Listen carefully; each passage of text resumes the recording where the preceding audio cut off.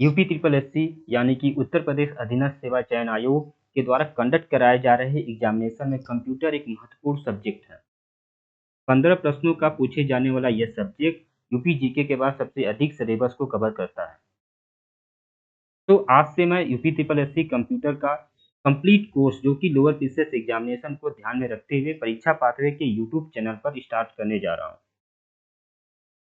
नमस्कार, मैं दीपक कुमार, स्वागत है आपका परीक्षा पाथवे के यूट्यूब चैनल पर। इस कंप्लीट कोर्स में मैं बेसिक टर्मिनोलॉजीज को एक्सप्लेन करते हुए डेप्थ तक जाऊंगा, ताकि जब आप क्वेश्चन को सॉल्व करो तो आपके माइंड में तुरंत सही आंसर क्लिक कर जाए। मैं एक टॉपिक खत्म होने के बाद उससे related PYQ and new question solve कराऊंगा। तो चलिए स्टार्ट करते हैं अपने पहले टॉपिक से, जो कि है इंट्रोडक्शन टू कंप्यूटर, कंप्यूटर का परिचय। तो यह लोअर पीसीएस एग्जामिनेशन को ध्यान में रखते हुए मैं इस कोर्स को कराऊंगा विथ पीवाईक्यू। एक टॉपिक खत्म होगा, उसके बाद मैं पीवाईक्यू सॉल्व कराऊंगा। एक बार मैं सिलेबस को ओवरव्यू कर लेता हूं और आपको भी बता देता हूं क्या सिलेबस है।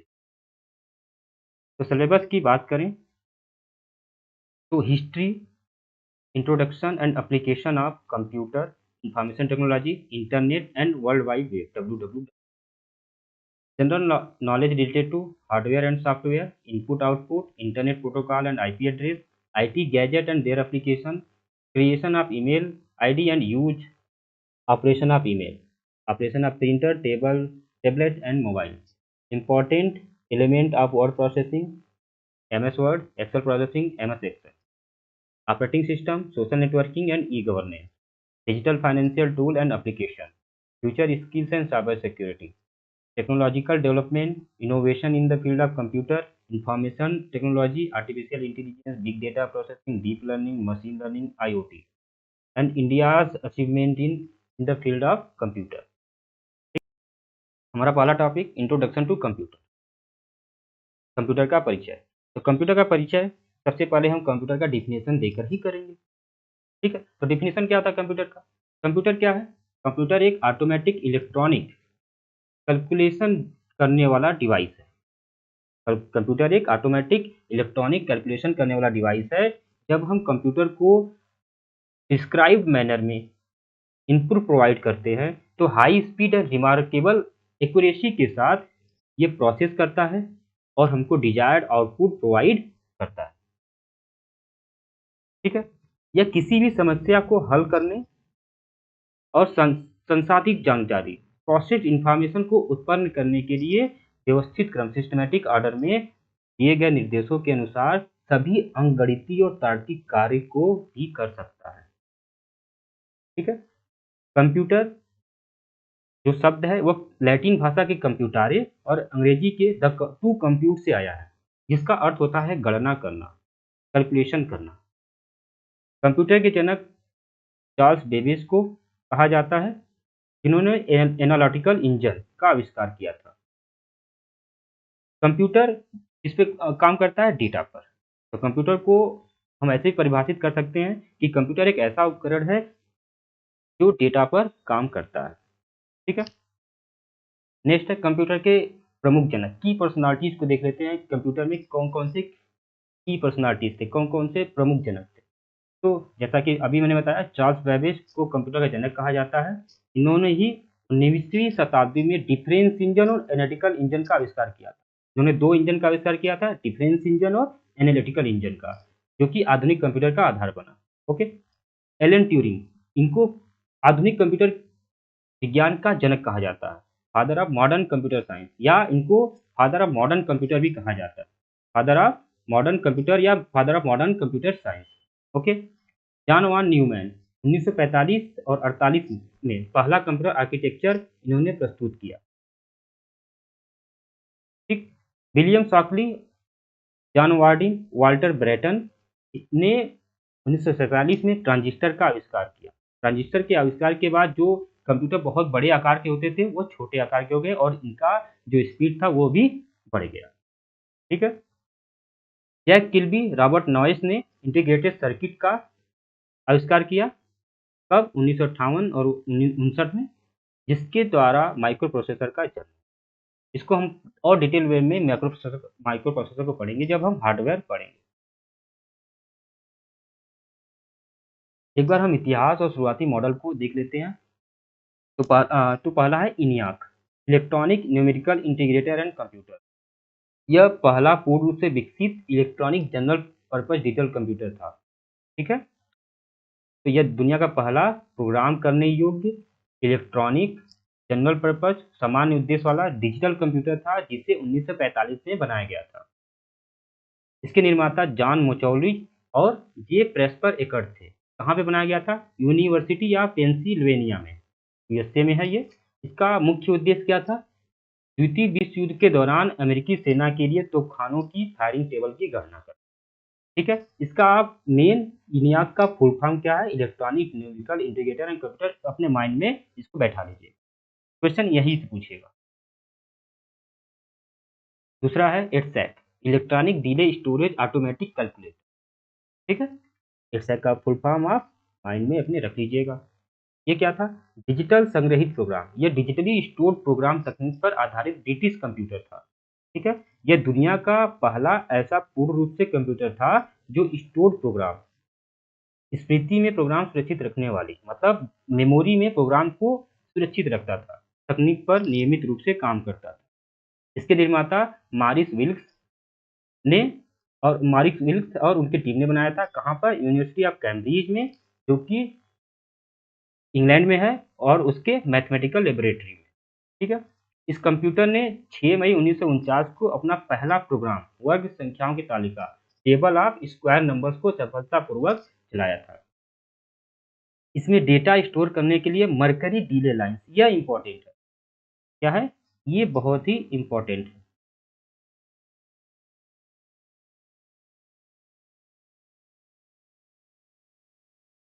Mercury delay lines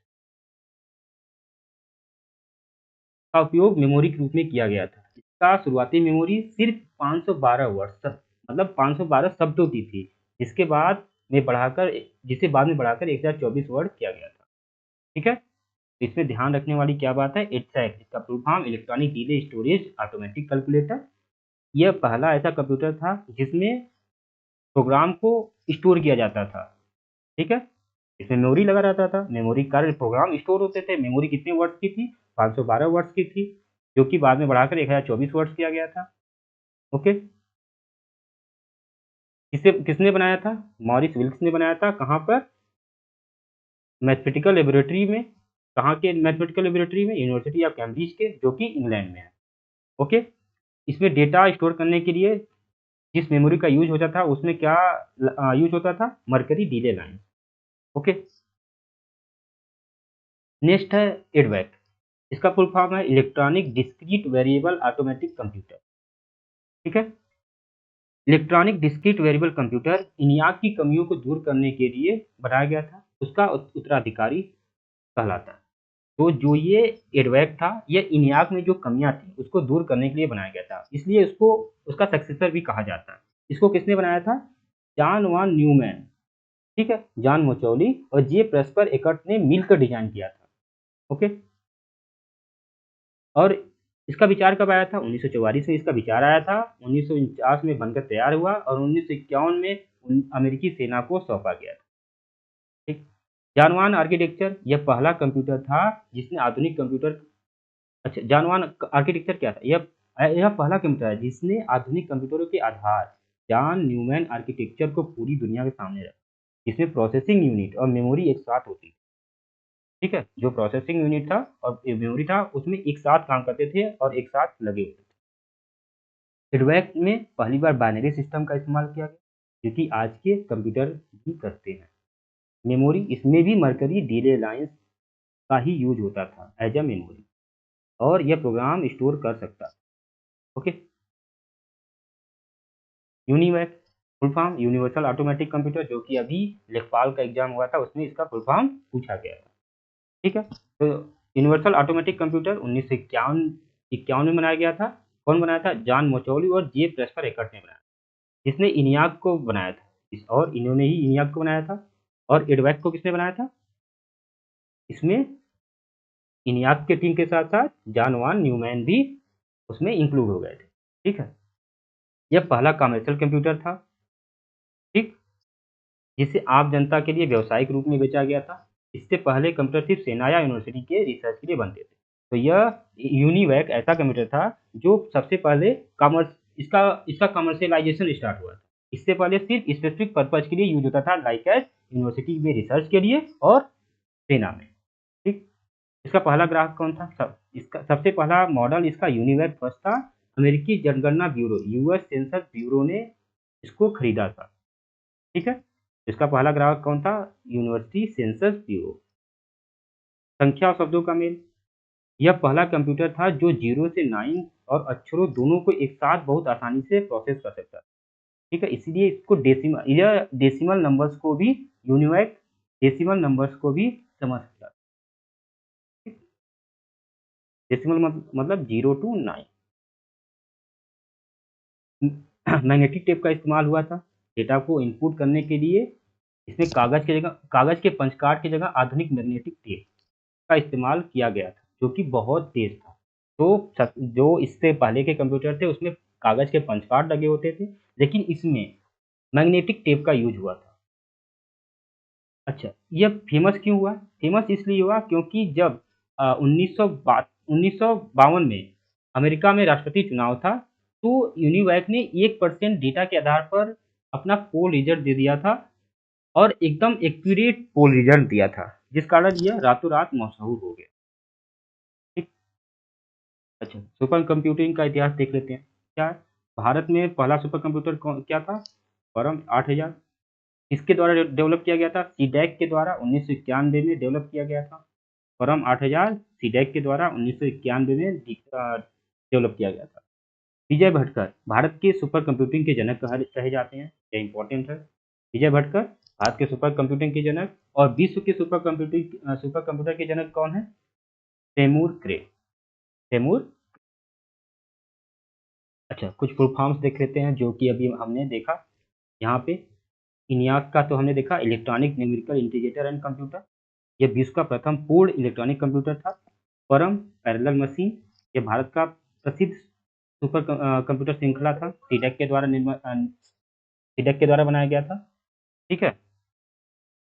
टाइफ्रैक, Tata Institute of Fundamental Research and computer automatic computer, यह भारत का पहला मुख्य डिजिटल कंप्यूटर था। EDSAC, electronic delay storage automatic calculator, प्रथम डिजिटल स्टोर्ड कंप्यूटर था। इसमें मेमोरी लगा होता था और प्रोग्राम को वहाँ पे स्टोर किया जाता था। सीडेक क्या है? Centre of development and advance computing, Bharat के पुणे में स्थित। ठीक। महत्वपूर्ण दिवस एंड तथ्य की बात करें तो 2 दिसंबर को विश्व कंप्यूटर साक्षरता दिवस मनाया जाता है। ठीक। आईसी चिप का आविष्कार किसने किया था? अभी मैंने बताया, जेएस किल्बी और रॉबर्ट नॉयस ने सिलिकॉन से बनाया था। ठीक। एरावत एंड परम सिद्धि एआई वर्तमान में भारत के सबसे तेज एआई कंप्यूटर की श्रेणी में शामिल है। एरावत और परम सिद्धि एआई भारत के सबसे तेज एआई कंप्यूटरों की श्रेणी में शामिल है। पीढ़ियाँ एंड तकनीक की बात करें, ये देखो मैं बस ओवरव्यू बता रहा हूँ। मैं बाकी जब जनरेशन पढ़ाऊंगा, टाइप ऑफ कंप्यूटर पढ़ाऊंगा, तो उस समय भी मैं आपको कंप्लीट और डिटेल में और अच्छे से पढ़ाऊंगा, एक तक पढ़ाऊंगा। ये क्या सिर्फ अभी क्या मैं पढ़ रहा हूँ? Introduction to computer. तो इंट्रोडक्शन टू कंप्यूटर में क्या मैं पढ़ूंगा? भी जो भी डेवलपमेंट हुआ है उसको मैं पढ़ रहा हूँ। ठीक है। तो ये जनरेशन ऑफ कंप्यूटर में फर्स्ट जनरेशन 1940 से 1956 के बीच में कहा जाता है।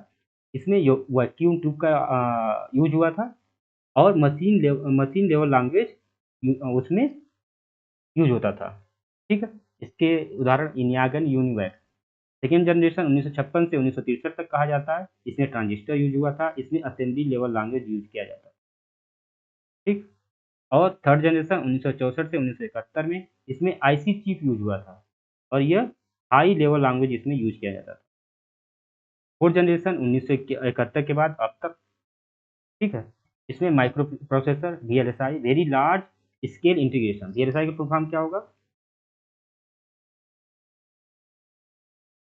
Very large scale integration.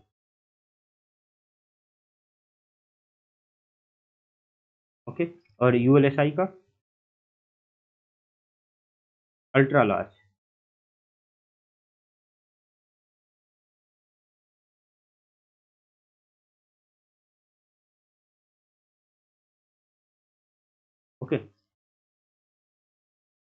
अच्छा, इसमें सी प्लस प्लस और एसक्यूएल लैंग्वेज का यूज़ किया जाता है। अब जो 5th जनरेशन है, प्रेज़ेंट से लेके आगे तक जो भी होगा, उसमें यूएलएसआई और आर्टिफ़िशियल इंटेलिजेंस का यूज़ किया जाता है। इसमें AI languages and natural languages use किए जाते हैं। ठीक है? भारत में कंप्यूटर की क्रांति की बात करें, तो सिद्धार्थ भारत में निर्मित पहला पर्सनल कंप्यूटर जिसे ईसीआईएल द्वारा बनाया गया था। ईसीआईएल का फुल फॉर्म क्या होता है? आप कमेंट में बताओ। चलिए मैं ही बता देता हूँ।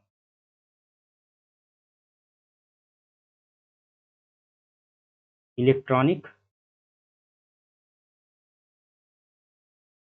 Corporation of India limited.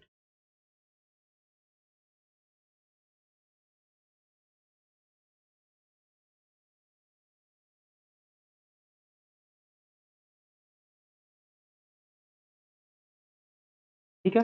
ECIL के द्वारा सिद्धार्थ बनाया गया था, जो कि भारत में निर्मित पहला पर्सनल कंप्यूटर। टाइपरेक अभी बताया मैंने इसका फुल फॉर्म कि Tata Institute of Fundamental Research and automatic computer. ये भारत का पहला मुख्य डिजिटल कंप्यूटर, जो कि टीआईएफआर मुंबई में विकसित हुआ था। ठीक है? पहला डाकघर कंप्यूटर 1986 में। भारत में पहला कंप्यूटराइज्ड प्रधान डाकघर बेंगलुरु में स्थापित हुआ था। ठीक, 1986 में भारत का पहला कंप्यूटरीकृत प्रधान डाकघर बेंगलुरु में स्थापित हुआ। ठीक है, तो फर्स्ट कंप्यूटराइज्ड प्रधान डाकघर कहाँ पे? बेंगलुरु में स्थापित हुआ। कब हुआ था? 1986। नेक्स्ट आते हैं। अच्छा, जो प्रारंभ में कंप्यूटर थे वह स्पेसिफिक पर्पज के यूज होते थे।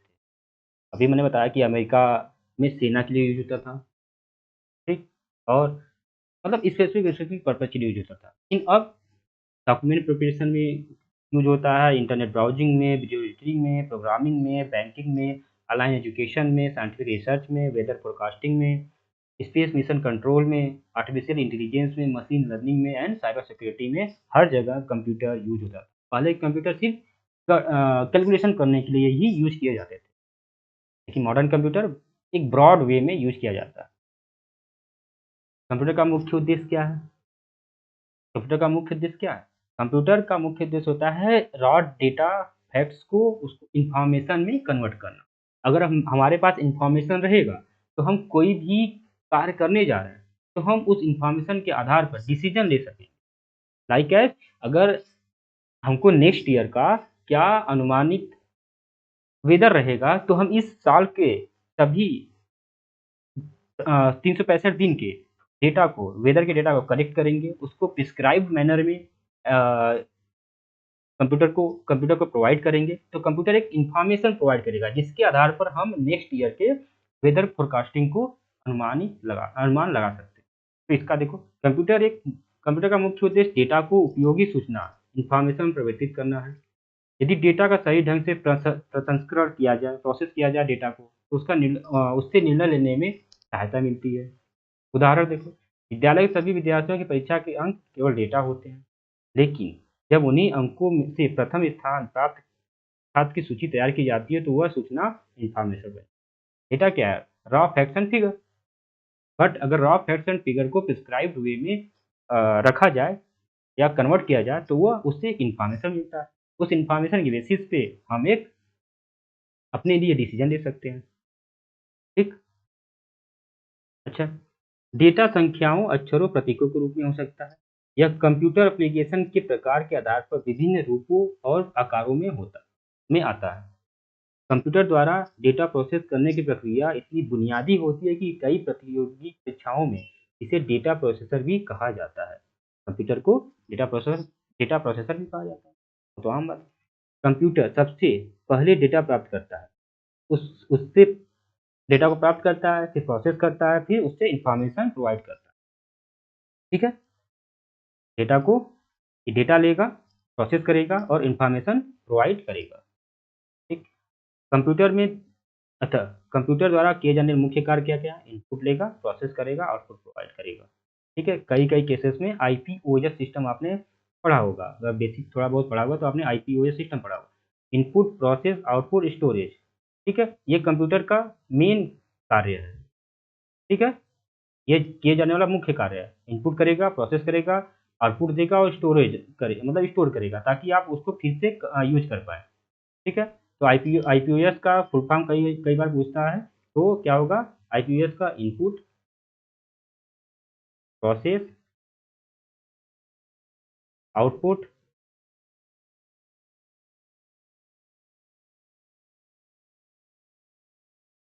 आउटपुट एंड इसको क्या करेगा, फिर ये स्टोर भी करता है ताकि हम उसको दोबारा यूज कर पाए। ठीक है। कंप्यूटर बाइनरी सिस्टम पर काम करता है जिसे डिजिटल बिट कहा जाता है। ठीक, 0 एंड 1 को डिजिटल बिट कहा जाता है और ये कंप्यूटर जो होता है बाइनरी सिस्टम पे काम करता है। अच्छा, कंप्यूटर की विशेषताएं पे आए। कंप्यूटर की विशेषताएं से हमेशा क्वेश्चन पूछा जाता है, हमेशा। ठीक है।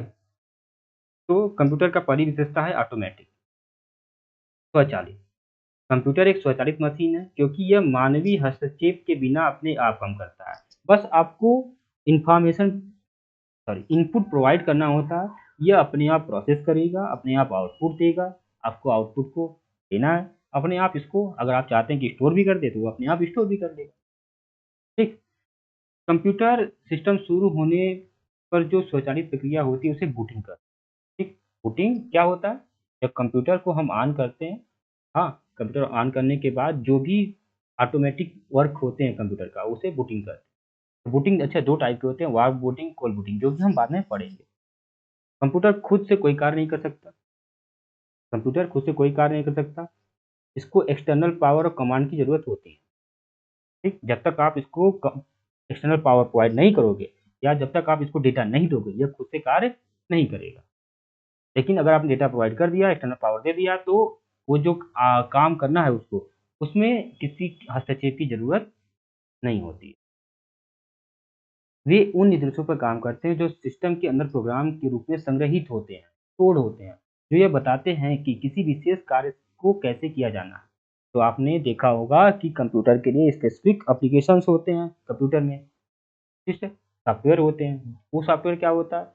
एक संग्रहित रूप से या एक प्रिस्क्राइब्ड मैनर में किसी स्पेसिफिक पर्पज के लिए बनाए गए हैं। ठीक, जब आप उस सॉफ्टवेयर में डेटा को प्रोवाइड करते हो तो उस सॉफ्टवेयर के अकॉर्डिंग आपको आउटपुट मिलता है। ठीक, कंप्यूटर में जो प्रोग्राम पहले से स्टोर होते हैं उन्हें सॉफ्टवेयर कहते हैं या फर्मवेयर कहते हैं। ठीक, कंप्यूटर जो प्रोग्राम पहले से स्टोर होते हैं उन्हें सॉफ्टवेयर या फर्मवेयर कहते हैं। निर्देश देने की इस अवधारणा को स्टोर्ड प्रोग्राम कंसेप्ट कहा जाता है और जिसका श्रेय जॉन वॉन न्यूमैन को कहा जाता है। जॉन वॉन न्यूमैन, जिन्होंने प्रोसेसिंग यूनिट और मेमोरी को एक साथ काम करने का कंसेप्ट दिया। ठीक है। दूसरा है सटीकता। कंप्यूटर की एक्यूरेसी बहुत ही हाई होती है। ठीक, किसी विशेष कंप्यूटर की सटीकता उसकी डिग्री उसके डिजाइन पर निर्भर करती है। कंप्यूटर की सटीकता की डिग्री उसके डिजाइन पर निर्भर करती है। कंप्यूटर में त्रुटियां हो सकती हैं, लेकिन ये त्रुटियां कंप्यूटर अपने तरफ से नहीं करता। जब तक आप जब तक ह्यूमन एरर नहीं होता तब तक कोई त्रुटि उसमें नहीं हो सकती।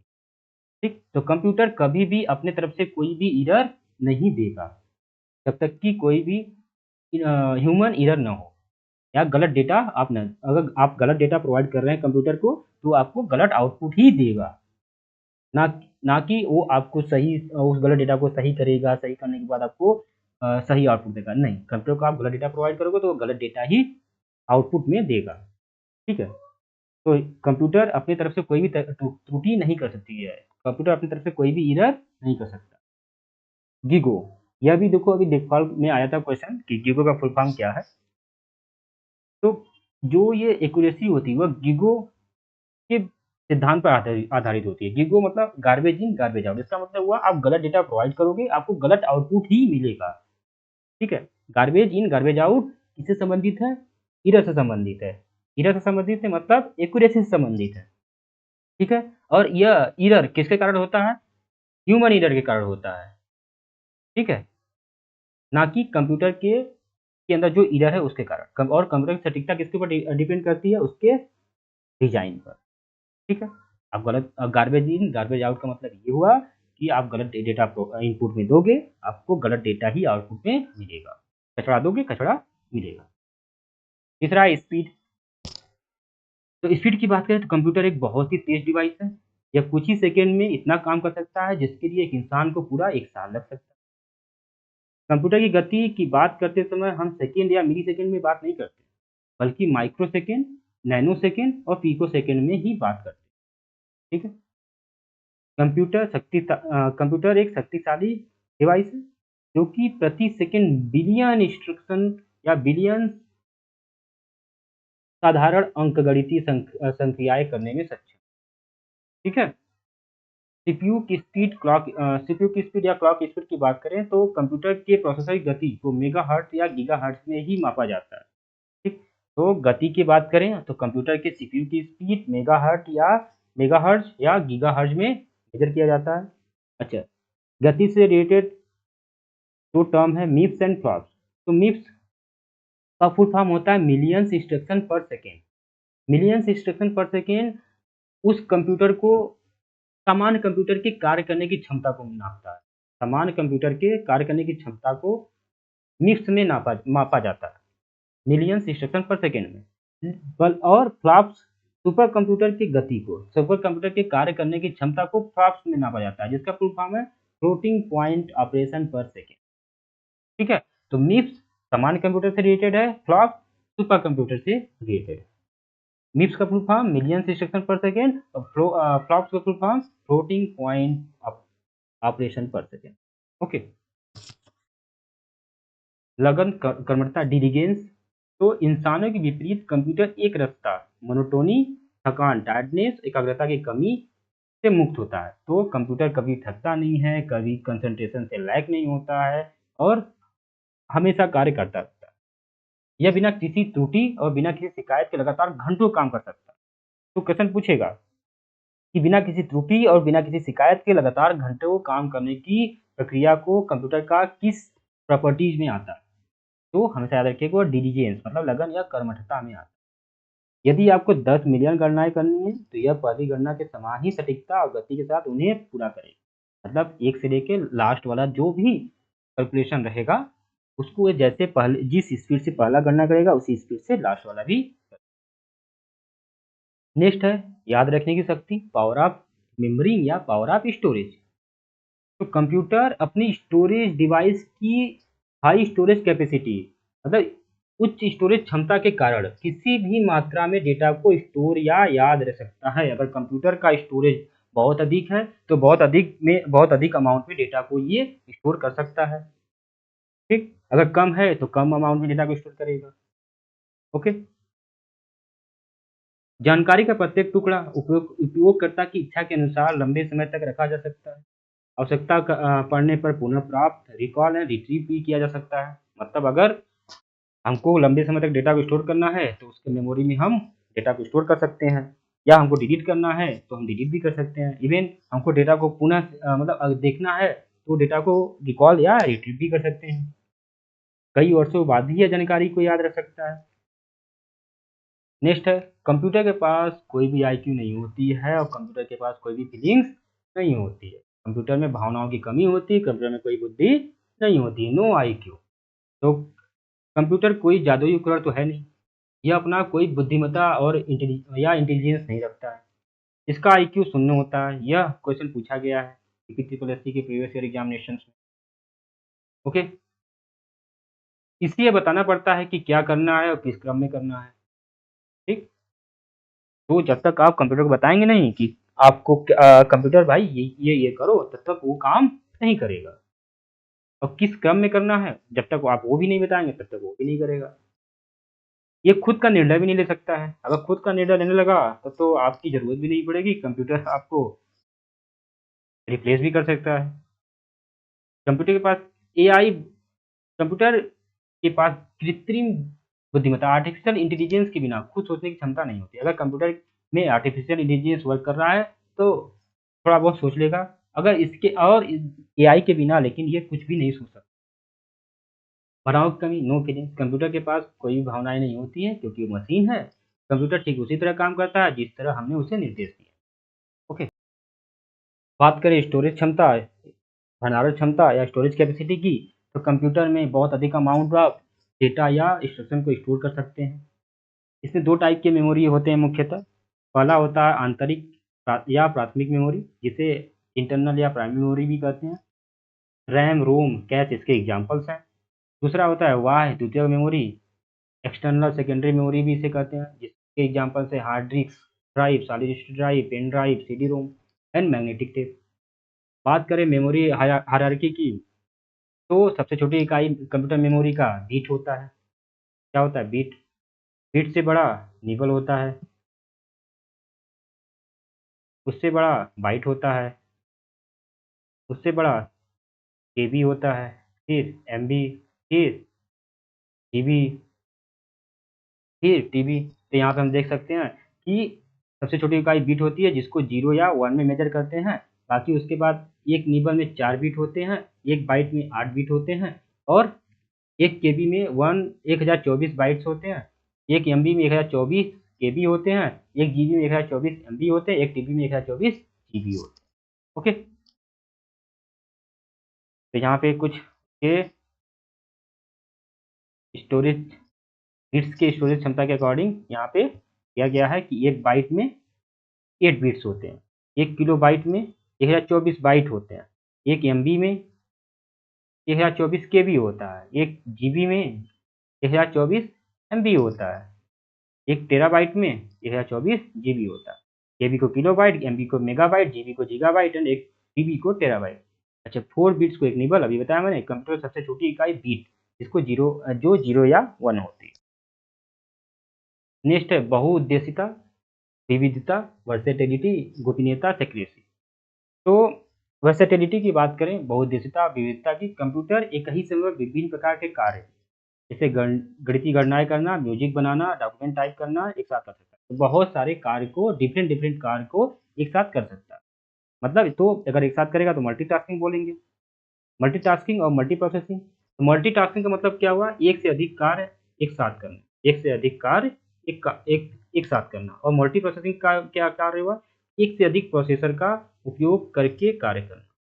ठीक है, एक से अधिक प्रोसेसर का यूज करके एक अगर कार्य हो रहा है तो वहां पे मल्टी प्रोसेसिंग, अगर एक से अधिक टास्क हो रहा है, कार्य हो रहा है, तो मल्टीटास्किंग।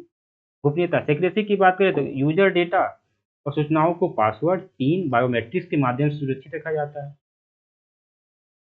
इनक्रिप्शन, समान डेटा को सुरक्षित कोड में बदलना, प्लेन टेक्स्ट को साइफर टेक्स्ट में बदलना। इनक्रिप्शन क्या होता है? समान डेटा को, समान प्लेन टेक्स्ट को सुरक्षित कोड साइफर टेक्स्ट में बदलने की प्रक्रिया को इनक्रिप्शन कहा जाता है।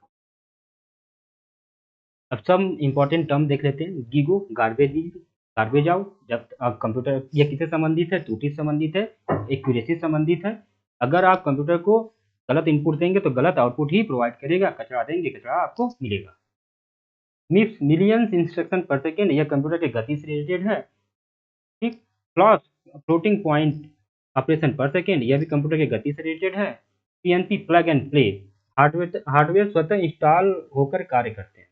प्लग एंड प्ले का मतलब हुआ हार्डवेयर स्वतः इंस्टॉल होकर कार्य करते हैं। जैसे आपने प्रिंटर लगाया, तो प्रिंटर के लिए क्या आपको ड्राइवर इंस्टॉल करने की जरूरत होती है? नहीं। आपने माउस लगाया, तो क्या आपको अलग से माउस के लिए ड्राइवर इंस्टॉल करने की जरूरत होती है? नहीं। आपने प्लग किया, वो अपने आप ड्राइवर इंस्टॉल होगा और आपको उसमें अलग से इंस्टॉल करने की जरूरत नहीं होती है, वो ऑटोमेटिक इंस्टॉल हो जाती है। आईक्यू, इंटेलिजेंस कोशिएंट, कंप्यूटर का आईक्यू क्या होता है? 0 होता है। ठीक। अब आते हैं कुछ इंपॉर्टेंट क्वेश्चन पे, जो कि विगत वर्षों में पूछे गए हैं। ठीक, चलिए देखते हैं उसको। पहला क्वेश्चन है, कंप्यूटर में GIGO, garbage in garbage out का संबंध कंप्यूटर की किस विशेषता से है? अभी बताया मैंने, किससे संबंधित था? एक्यूरेसी से संबंधित। ठीक है। गोपनीयता में इंक्रिप्शन होगा, गति में मेजर किया जाएगा मिप्स या फ्लॉप्स में, या मेगाहर्ट्ज या गीगाहर्ट्ज में। ऑटोमेटिक में क्या होता है? कंप्यूटर अपने आप कार्य करता है, जब तक आप उसको इनपुट प्रोवाइड करेंगे तो वो इनपुट को प्रोसेस करेगा कैसे? अपने आप प्रोवाइड करेगा। सिर्फ आपको प्लग मतलब पावर देना होता है और इंस्ट्रक्शन देना। तो इसका राइट आंसर यह है। जीरो का तात्पर्य, यदि कंप्यूटर में अशुद्ध गलत इनपुट किया जाए तो आउटपुट भी अशुद्ध प्राप्त होगा। यह कंप्यूटर की शुद्धता से संबंधित है। दूसरा, सुपर कंप्यूटर की प्रसंस्करण गति या प्रोसेसिंग स्पीड को निम्नलिखित में से किसमें मापा जाता है? अभी बताया था मैंने। इसमें देखो, मिप्स क्या होता है? यह सामान्य कंप्यूटर, जनरल कंप्यूटर को मिप्स में मेजर किया जाता है, लेकिन सुपर कंप्यूटर को इसमें मेजर किया जाता है फ्लॉप जो है फुल फॉर्म क्या होता है, फ्लोटिंग पॉइंट ऑपरेशन पर सेकेंड। ठीक है, देखो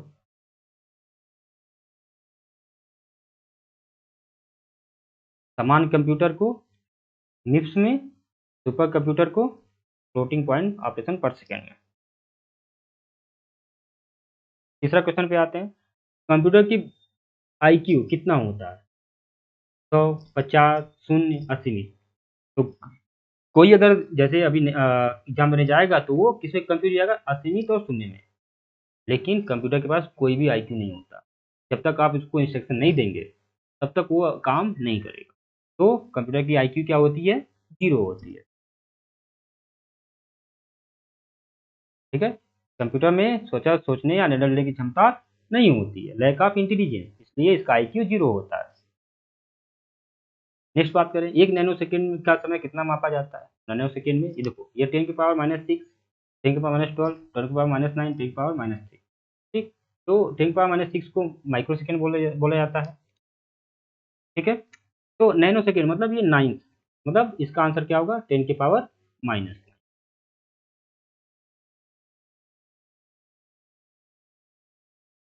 ठीक, देखो यहाँ पे 10 के पावर 3 को मिली सेकेंड, 10 के पावर 6 को माइक्रो सेकेंड, 10 के पावर -9 को नैनो सेकेंड, और 10 के पावर -12 को पिको सेकेंड।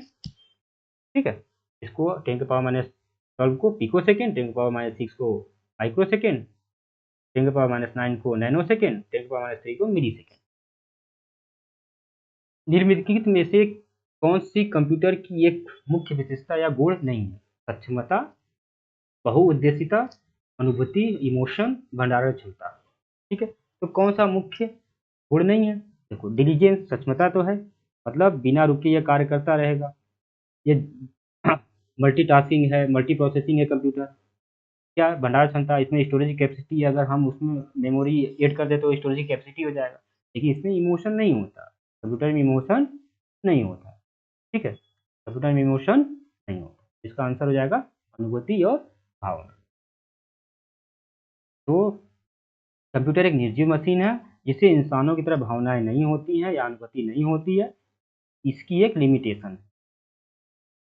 क्वेश्चन नंबर 6 पे आते हैं, एक निबल में कितने बिट्स होते हैं। अच्छा ये देखो, मैं क्वेश्चन पीवाईक्यू का ही करा रहा हूँ, यह UP triple S C revenue लेखपाल 2022 में पूछा गया है। ठीक है, तो एक निबल में कितने बिट्स होते हैं, एक निबल में कितने बिट्स होते हैं, मैंने बताया था 1 निबल। सबसे छोटा क्या होता है, बीट होता है। ठीक, जिसको 0 और 1 में मेजर किया जाता है। फिर 1 निबल आता है, इसमें 4 बिट होते हैं। फिर आता है बाइट, इसमें 2 निबल होता है या 8 बिट होता है। फिर आता है केबी, केबी में क्या होता है, 1024 बाइट होते हैं। ऐसे ही बढ़ता जाएगा। फिर आएगा एमबी, तो उसमें 1024 केबी होगा। फिर आएगा जीबी, तो उसमें 1024 एमबी होगा। फिर आएगा टीबी, तो उसमें 1024 जीबी होगा। तो इसका आंसर क्या हो जाएगा, 1 डी में कितने बिट्स होते हैं, 8 bits, sorry sorry sorry 4 bit. ठीक है, यहाँ पे देखो, किसी नए हार्डवेयर को कनेक्ट करते ही स्वतः कार्य करने का योग्य बनना क्या कहलाता है। अभी मैंने बताया था कि अगर कोई भी हार्डवेयर जैसे mouse, pen drive, printer, scanner, कुछ भी हम कंप्यूटर में कनेक्ट करते हैं तो उनको ड्राइवर इंस्टॉल करने की जरूरत नहीं होती है, वो ड्राइवर अपने आप इंस्टॉल कर लेता है और कार्य करने लगता है। तो इस प्रोसेस को क्या बोलते हैं, plug and play. Drag and drop क्या होता है, जब हम कोई कॉपी पेस्ट करना होता है तो हम उसको राइट क्लिक करके उस वहाँ पे ड्रॉप कर देते हैं। ऑटो सिंकिंग मतलब क्या होता है कि हम कोई भी इनपुट प्रोवाइड कर रहे हैं वो अपने आप सेव करते रहता है। ठीक है, नेक्स्ट बात करें, प्लेन टेक्स्ट को सुरक्षित कोड साइफर टेक्स्ट में बदलने की प्रक्रिया क्या कहलाती है, डिक्रिप्शन, इंक्रिप्शन, ऑथेंटिकेशन या फॉर्मेटिंग। अभी बताया था मैंने कि जब इंक्रिप्शन होता है तो उसमें प्लेन टेक्स्ट को सिफर टेक्स्ट में बदलने की प्रक्रिया को क्या बोला जाता है, इंक्रिप्शन बोला जाता है। और जब सिफर टेक्स्ट के हम प्लेन टेक्स्ट में बदलेंगे उसे डिक्रिप्शन बोलेंगे। ऑथेंटिकेशन में जब हम लॉगिन करते हैं तो अपना लॉगिन आईडी और पासवर्ड डालते हैं तो ऑथेंटिकेट होता है। फॉर्मेटिंग में जब हम कोई भी डेटा को रिमूव करते हैं कंप्लीटली तो वो फॉर्मेट होता है। ठीक है, तो इसका आंसर क्या आ जाएगा? एन्क्रिप्शन। सिक्रेसी गोपनीयता को डेटा में इनकोडिफाई करना इंक्रिप्शन कहलाता है। इसे पुनः मूल रूप में बदलना डिक्रिप्शन कहलाता है। ठीक है, plain text to cipher text encryption और cipher text to plain text decryption. Next question, बिना रुके, अच्छा ये किस में पूछा गया था? UP triple SC lower PCS 2019 में पूछा गया था। बिना रुके लगातार एक ही गति और शुद्धता के साथ कार्य करने की कंप्यूटर की क्षमता को क्या कहते हैं? स्पीड, सक्षमता, वर्सैटिलिटी, विविधता या स्वचालन ऑटोमेशन। तो अभी मैंने बताया कि एक बिना रुके लगातार कार्य करना या शुद्धता के साथ कार्य करने की क्षमता को क्या बोलते हैं? डिलीजेंस या सक्षमता या कर्मठता। स्पीड में क्या होता है? वो मिलियन इंस्ट्रक्शन पर सेकेंड, फ्लोटिंग पॉइंट ऑपरेशन पर सेकेंड या गीगाहर्ट्ज या मेगाहर्ट्ज में काम करेगा।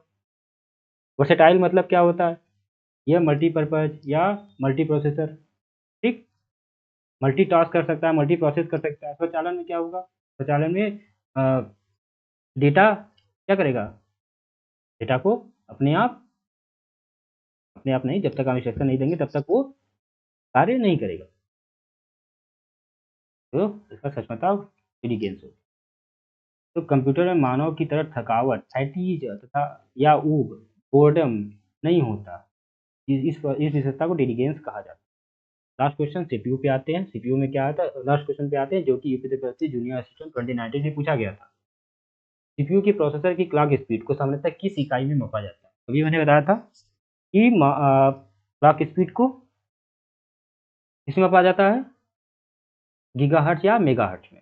इसका आंसर ये हो जाएगा। बिट्स पर सेकेंड नहीं, बाइट्स नहीं, नैनो सेकेंड। ठीक है, आंसर क्या हो जाएगा? प्रोसेसर की क्लॉक स्पीड को मेगाहर्ट्ज या गीगाहर्ट्ज में मापा जाता है। 1 गीगाहर्ट्ज बराबर 1 बिलियन साइकिल प्रति सेकेंड होता है। ओके, तो इस पे हम क्लास को एंड करते हैं।